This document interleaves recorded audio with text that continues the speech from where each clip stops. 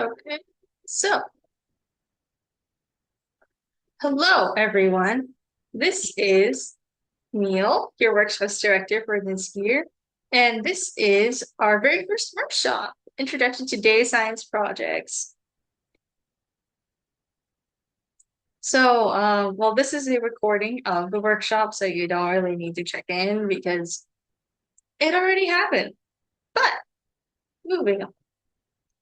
So you might be wondering, what is data science? I mean, it's the reason we're all here. Unfortunately, I have no real answer for you. There's no one true definition of data science. And in fact, it seems like everybody has their own sort of definition. But in general, data science projects will combine statistics and computer science in order to analyze large sets of data, usually using machine learning and AI to do so.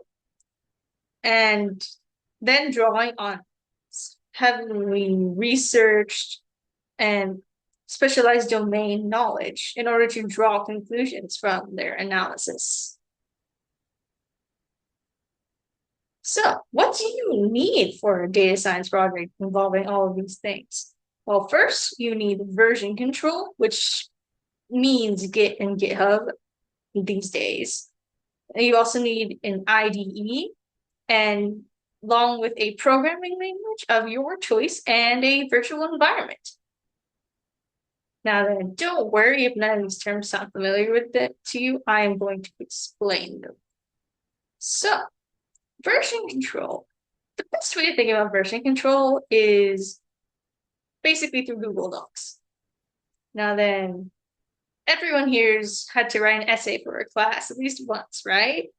So Google Docs will save one version of your paper and you come back a week later and rewrite it. And then the day after you rewrite it, you realize that your previous version is better. So you go through your history and then you just bring back the old draft. So Git and GitHub are basically this version control system, but for coding projects, they act as a way sort of save state for your code. So you can go back to any version if you break something. And they also allow you to collaborate with others because other people can access your code once they modify it, return it, and then you can save those changes to your repository and then add your own in a constant cycle. And if neither of these works, both of you can just revert to an old version. So Git is the primary method for doing this, and GitHub is a repository for Git. Most of us have our own GitHub pages, and you'll be seeing mine in a bit. So, and here are some basic Git commands: git clone, path to repository, git commit -m, and git push. And this might sound like gibberish to you, but I do promise that it is important and it does mean something. You'll see later. So then the next question is, what's an IDE? So IDE stands for Integrated Development Environment. It is a place where you can create, run, and test code, usually with shortcuts and tools to better help your development process. For example, the IDE that a lot of us here use, including me, is Virtual Studio Code. And it comes with shortcuts for commenting out lines and also auto indenting. And since a lot of us program in Python, that's really useful. But in general, the IDE you use depends mostly on your preferences and what you need for the job. And some examples are Virtual Studio Code, also known as VS Code, as I mentioned earlier, along with Android Studio. The other examples include RStudio, IntelliJ for Java, and there's just a lot more of them. And then I'm assuming everyone here knows what a programming language is. If anyone needs me to explain that, please let me know. But so I figure I'll just explain what a virtual environment is. So virtual environments are super great because they're in a place separate from your other installed programs. Basically, they only exist within their own little container. And this is super great because it allows you to keep your installed libraries and packages all clean. Now, then, why is this important? Sometimes you are going to be working with deprecated versions of programs because that's just what your repo came with. And you on your computer, perhaps there is a Python 3.14 installed, but the project you're working on needs Python 3.10. So in order to avoid messing with that, create a virtual environment that has Python 3.10. And so nothing gets messed up, everything works perfectly. And as a bonus, if you export that project with that virtual environment, it will also work on other people's computers. Although this is a topic for another time. So an example of this is Conda, which is really liked for AI data scientists because it is a virtual environment that comes with a lot of the tools we use, such as pandas and also NumPy. So this is where we start installing. Okay, so hello everyone. This is where I want to be showing you how to set up everything for our project. So first, I want you to go here to the Visual Studio Code download. It will take you to a page like this, and you're going to hit this download button. And then when it finishes, you'll see this setup here. And you want to open it, and you'll see this. Click agree, and next. If you want, you should definitely create a desktop icon because it's more convenient to get to it. And add to path. Please click this box. If this box is not clicked, basically whenever you open VS Code, it might not have access to your other system variables, which will include like Python and Conda, and you need those. Click and then click install. For me, I already have it installed, so I'm not going to go through with this step, but if you do not have it, please follow through.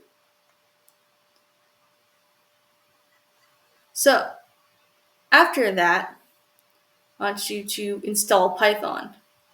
And then you need to install it for your device. So for me, I would click this Windows installer. And just because you'll be using Python in a lot of things, especially for your first years in DS3, I definitely recommend getting like the bigger one and just familiarizing yourself if you can. So as you can see, it's downloaded here. So we want to open it and add Python to path, just like you added your VS Code to path. And choose where to install it. Um, for me, I get this, but I already have it installed, so I'll hit no. But you need to hit yes if you do not have it installed. Okay, so pretend like okay, I already have it, so I will show you what it looks like later. And then you're going to do the same thing for the Anaconda. So in Anaconda, you need to put your email address in, and then when put your email address in your email, you will get a link to download it, and then you're going to follow the same steps. Again, make sure you check the box saying add Conda to system path. Okay, great. So imagine this. All this is said and done. You have downloaded Visual Studio Code, you have installed Python, you've installed Anaconda. So you're going to open up your Visual Studio Code, and this is what it will look like for you. And you are going to go here to extensions. This is where everything is installed. So you are going to install the Python extension. This is just to ensure that you can actually like Python extension, like Python functions, etc., can run, or like special syntax checking or indentations work here. For me, I already have it installed, but you can update it or modify settings as needed from here. And then you are going to go to your terminal. For those of you who don't know what your terminal is, you're going to go here, click New Terminal, And then in the terminal, you are going to install Jupyter. Well, once it loads, by running conda install Jupyter. So this entire thing is a Linux, and it's pretty useful to learn because you can do a lot of different things from your command line terminal. This is the file. This is the directory you want to install in. So for me, I'm okay installing Jupyter here, but actually, let's say we don't want to. You can change the directory by using the command cd, which stands for change directory. And for me, I want to go through the OneDrive and then to my desktop and then to my UCSD folder and then to academics. So this is a file path, and each one of these is a different like folder or directory. And to keep going down, you can just do this. So here I will run conda install Jupyter, which, as all of you should know, is where we use our Jupyter notebooks. And this is what you will see.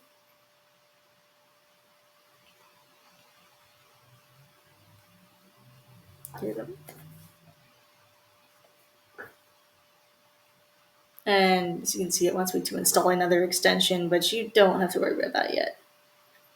So yes, everything here will take a long time to install. So once that finishes installing, we're going to also run this. But first, we have to have Jupyter installed in the first place. And it's kind of stalling on my end a bit. So then here we're going to run conda create minus n myenv python equals 3.14. So this command creates a virtual environment with the create command. This minus n is a tag to name the environment, which we have named myenv.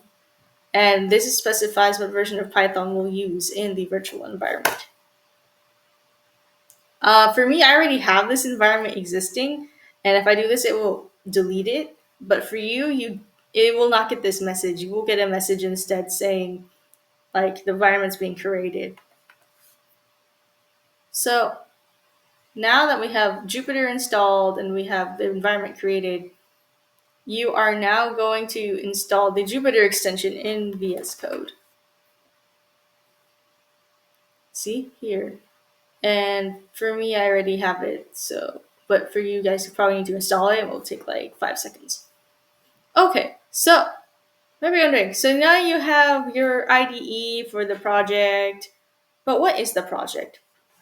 So what you can do is first, please create a GitHub account. For me, I already have an account. I'm this person. But if you don't, you need to create one. And you also need to download Git. So pick your device. For me, I'm Windows. And download the 64 Git for Windows setup. And just, it's a very similar process to the other installations. If you need any help, you can ping us on Discord, or there are plenty of tutorials also on the internet. So now that you have Git and GitHub, you can also download GitHub Desktop. This is useful for just syncing changes between your GitHub repository on your computer and the one on the cloud. It's not strictly necessary for this. In fact, you can download it. And this is what GitHub Desktop looks like. So here are like the different repositories you can search for, like DS3. But for example, this is my repository for my DSC80 homework, which I did last quarter. And you can, if in a later step, if you have this open and you can't seem to clone the repository, you can also just open it here. Um, but so now you're going to go to this repository, which is for workshops this quarter. You're going to go to code and you're going to copy paste this. Okay. Now that you've done that in your terminal, you're going to type the command git clone. Cloning creates a local version of a repository onto your computer. This one is not saved to the cloud. It's like if you made a copy of a Google Doc, but it was only local. So you can't access it from the internet anywhere. So copy paste it, hit enter. Um oh, you might have noticed I already have DS3 workshops existing on my computer in this directory, but I'll show you what it looks like in a folder that doesn't have it. And by the way, the cd dot dot is a command directory to go one level up. So academics is in my UCSD folder, so I just went to the UCSD folder to clone this workshop. So it is being cloned. And if I go to File, Open Folder, I can go to my desktop, to UCSD, and there is DS3 workshops right here. So I select the folder, and if I go inside this folder, you can find a notebook,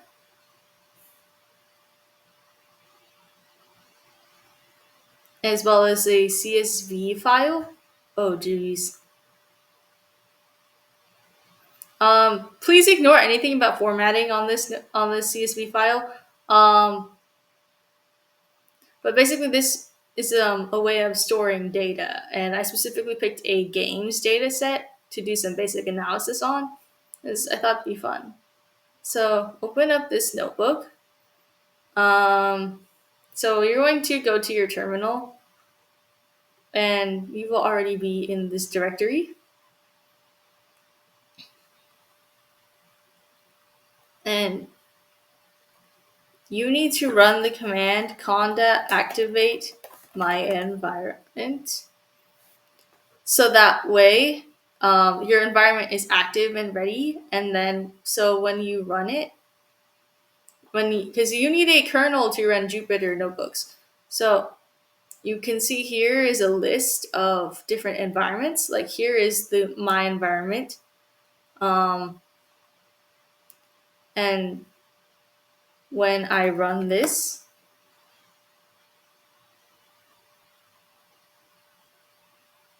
because I am in Conda, I didn't have to download anything. I didn't have to install pandas or numpy. If you are getting an error saying that these do not exist, please manually install it using Conda install pandas numpy. Or if you have pip, you can also pip install. So as you can see, we can run anything in this notebook. And you can read in CSV files as data frames for pandas. So here it is. You can see there's this column just that has numbers. It's a duplicate. You can drop this column to clean the data. There is also like the game's title, like Elden Ring, because this data set was from like 2 years ago, and the developers as a list, and etc. etc. So in a real data science project, when you get the data, you have to perform what we call exploratory data analysis. So you have to note any notable features, find any null columns or like inconsistencies, and just clean the data so you can do basic analysis. So one way of doing that is by graphically representing it through a plot. So I've made a plot called like a scatter plot between reviews and ratings. As you can see, it's kind of messy, a bit unclear. You can mess around with the different variables here, as each of these are a column in the data frame. But do keep in mind you should probably stick to numerical columns for scatter plots. You can, if you want to do categorical, you can change the kind of plot. You'll probably be familiar with this if you're in DSC 10. And so one of the first things you need to do is find like notable features or just see like a general pattern. So one of those is um, in a challenge I have to you with the notebook is to find all the games made by Nintendo. That way you can just check like is there a basic pattern in the data? Because remember, this is a really, really big data set. It has like 60,000 rows. You realistically you can't look through it. So if you look for all the games made by Nintendo, maybe you can see if there's like what is consistent in the data, at least for Nintendo, and then see if you can extrapolate that. And then likewise, what are the top 10 most rated games? This will give you ideas to further explore in your exploratory data analysis, especially if you compare them here. So hopefully you can analyze the data you have here, dismiss throughout the notebook, and hopefully you understand how with VS Code and Git and GitHub. Oh, speaking of which, for GitHub, so imagine this: you change this, like you change the variable. Say, I added something, and in your cool new data science project, you want to add the changes. So you have two options. Visual Studio Code has a source control here, and you can save the changes to the repository by clicking plus and saving changes. And you'll put a message in here saying, I added something. No, you can put anything you want here. It's supposed to be descriptive and commit it. So committing it will like save it, but it at least locally. But in order to see it on your repository on GitHub, you need to push it. So you can either push it through the sync changes, or you can go here and type git push. So now you can see if you go my version of this workshop, you'll see this message, I added something, and go into the notebook and scroll down.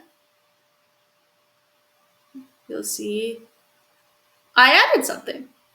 So with all of these tools in mind, the notebooks, Virtual Studio Code, and just a basic idea of EDA, I hope you have a better idea of what data science projects look like and how you can start your own.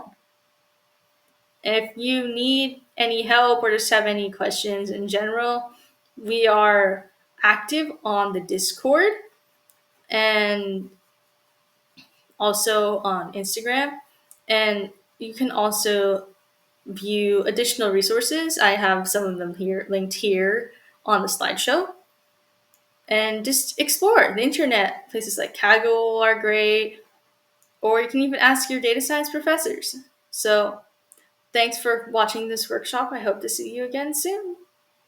Our next workshop will be on web scraping.